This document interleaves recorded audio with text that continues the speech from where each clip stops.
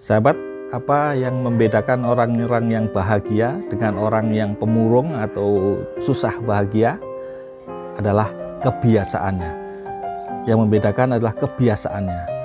Apa saja sebenarnya kebiasaan-kebiasaan orang yang bahagia itu? Simak dalam video ini. Ada 7 kebiasaan yang sering dilakukan orang bahagia. Sebelum berlanjut, support channel ini dengan mengklik tombol like, subscribe, dan lonceng notifikasi. Berikan komen dan share video ini di media sosial Anda.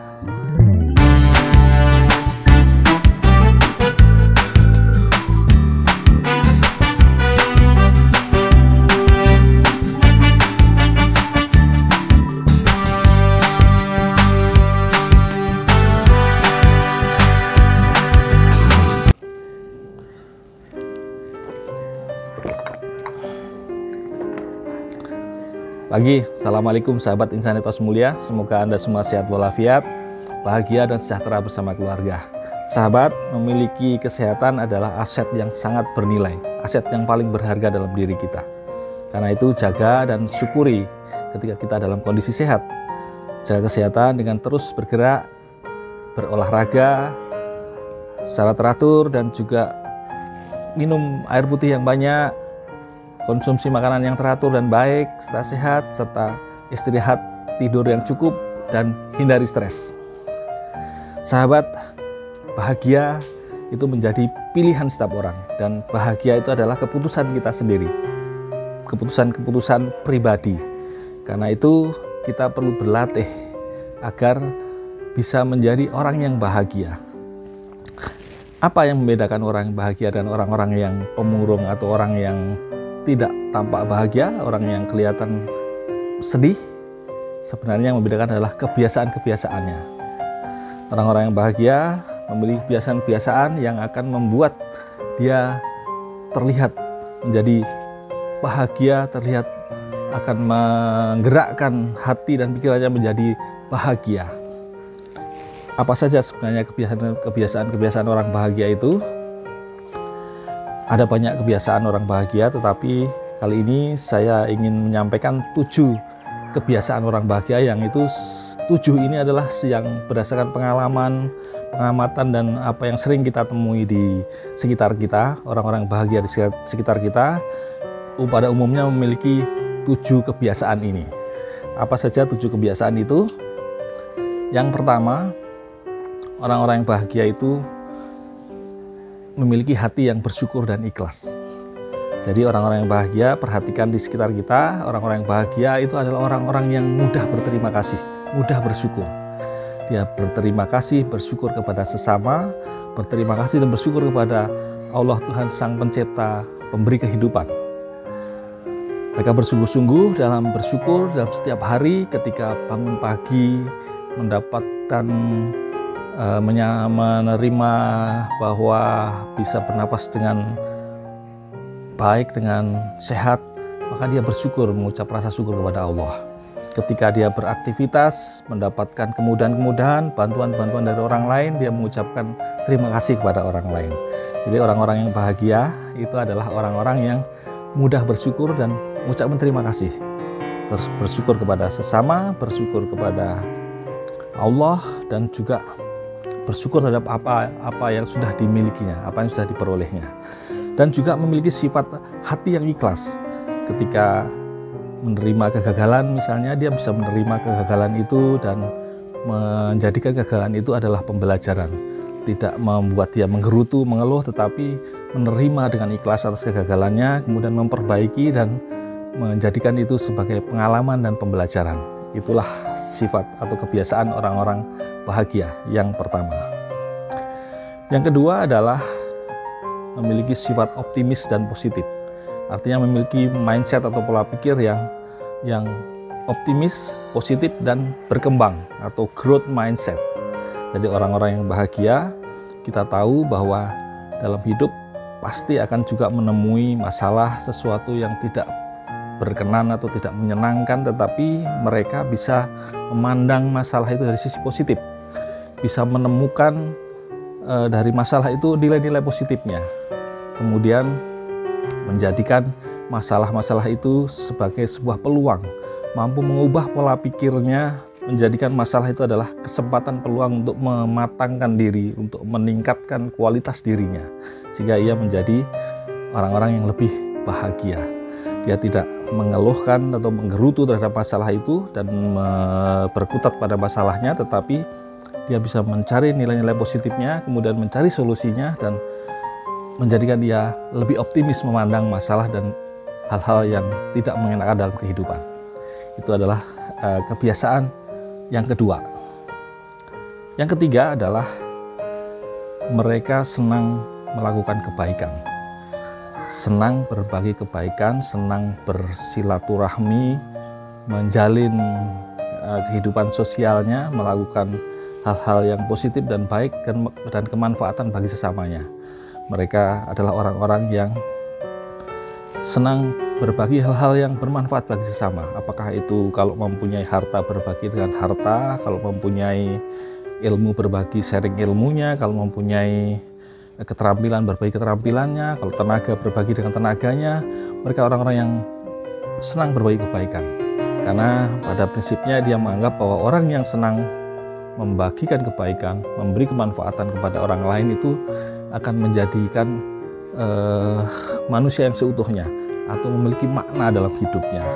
Jadi mereka adalah orang-orang yang senang bergaul, senang bersosialisasi, senang menjalin silaturahmi, senang berbagi kebaikan, baik dengan orang-orang sekitarnya, dengan teman-temannya, di kantor, di lingkungannya, di kompleknya, maupun di dalam pergaulannya. Itu kebiasaan yang ketiga. Yang keempat adalah mereka adalah mencintai atau menyenangi kebersamaan dengan orang-orang yang dicintai, menyenangi momen-momen kebersamaan dengan orang-orang yang dicintai. Artinya senang berkumpul bersama dengan keluarga, menikmati kebersamaan, bercanda, bercengkerama, itu adalah sebuah kebahagiaan bagi dirinya. Anda juga sepakat tentu bahwa mereka adalah orang-orang yang senang kongko berkumpul dengan teman-temannya, bercanda, ngobrol sambil ngopi dengan teman-temannya, itu adalah menghadirkan kebahagiaan. Kebiasaan yang kelima adalah memaafkan dan melupakan. Perhatikan orang-orang yang bahagia, itu mereka tidak menyimpan dendam, sakit hati, atau iri dengki kepada sesamanya.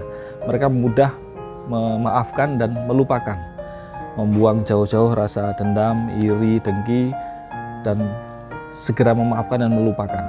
Karena mereka menyadari bahwa menyimpan rasa dendam itu hanya akan merugikan diri sendiri, akan menyebabkan stres, kepikiran, dan kemudian asam lambung naik, tekanan darah tinggi, dan itu akan merugikan diri sendiri. Karena itu mereka adalah orang-orang yang segera melupakan dan memaafkan. Maka janganlah menyimpan dendam, iri hati, dan kebencian kepada sesama. Lebih baik segera maafkan dan lupakan.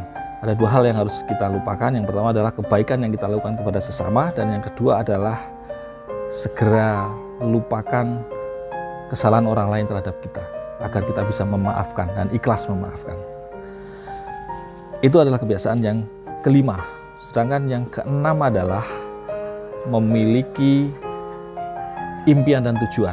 Perhatikan orang-orang yang bahagia di sekitar kita, maka mereka terlihat orang-orang yang aktif, orang yang terus bergerak, orang yang terus bersemangat, termotivasi setiap hari. Karena apa? Karena memiliki tujuan dan impian yang ingin diraih. Mereka memiliki ide-ide besar, memiliki gagasan-gagasan besar, memiliki tujuan-tujuan yang jernih, yang jelas, yang ingin dicapainya.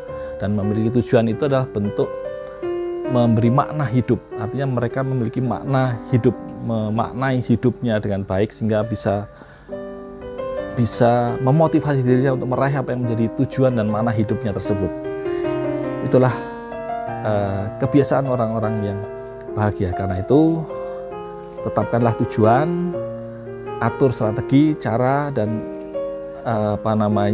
langkah-langkah untuk mencapai tujuan Anda. Karena memiliki tujuan itu akan terus membuat kita termotivasi, membuat kita dalam bangun setiap hari bersemangat untuk meraih apa yang menjadi impian dan tujuan dan harapan kita. Itu kebiasaan yang keenam. Dan yang ketujuh, kebiasaan yang pada umumnya kita temukan adalah orang-orang yang bahagia itu lebih senang membelanjakan uangnya untuk pengalaman, membelanjakan uangnya untuk menikmati pengalaman baru dibandingkan membelanjakan uangnya untuk materi atau untuk barang.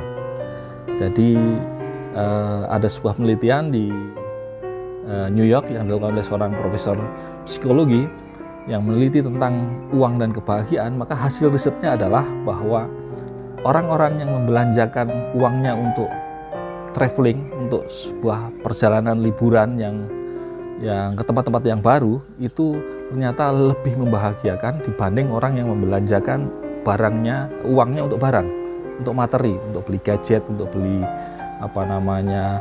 komputer atau kendaraan atau hal-hal lain, tas dan sebagainya. Jadi membelanjakan uangnya untuk pengalaman baru itu memberi kebahagiaan yang lebih panjang, memberi kebahagiaan yang lebih lama, karena akan menimbulkan juga memori itu akan dikenang, dan ketika mengenang kembali memori kebahagiaan itu, maka itu akan memancing kebahagiaannya dibandingkan dengan membelanjakan uang untuk harta. Itu akan senang sesaat, tetapi setelah beberapa lama akan jenuh. Karena itu atur dan kelola uang Anda, alokasikan untuk pengalaman-pengalaman baru. Pengalaman-pengalaman baru itu bisa berupa seminar yang sesuai dengan passion kita, mengikuti tour atau traveling ke tempat-tempat yang baru. Bisa juga belajar keterampilan-keterampilan baru seperti belajar musik, belajar seni tari, lukis, atau apapun yang menyenangkan Anda, yang sesuatu yang baru. Itu adalah pengalaman-pengalaman baru. Kalau ke Anda itu, alokasikan dana untuk pengalaman-pengalaman baru yang bermanfaat dan memberi kebahagiaan daripada membeli barang. Lebih baik kurangi memberi barang yang kurang bermanfaat dan kurang berharga. Demikian sahabat, beberapa inspirasi mengenai kebiasaan orang-orang yang bahagia. Kalau Anda belum bahagia, maka teruslah latih kebiasaan-kebiasaan itu agar menjadi bahagia. Kalau Anda sudah bahagia, pertahankan terus itu menjadi sebuah kebahagiaan yang panjang dan membahagiakan terus-menerus. Demikian inspirasi dari saya, Eko Santoso. Salam etos mulia. Wassalamualaikum.